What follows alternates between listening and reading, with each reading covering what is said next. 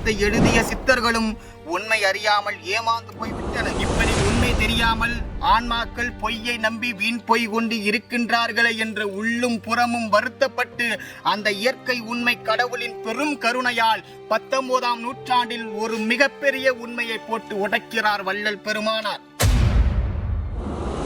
பரிதாபமாய் சமாதி அடைந்து பட்டினத்து அடிகளும் ஏமாந்து போய்விட்டார் என்பது உண்மை.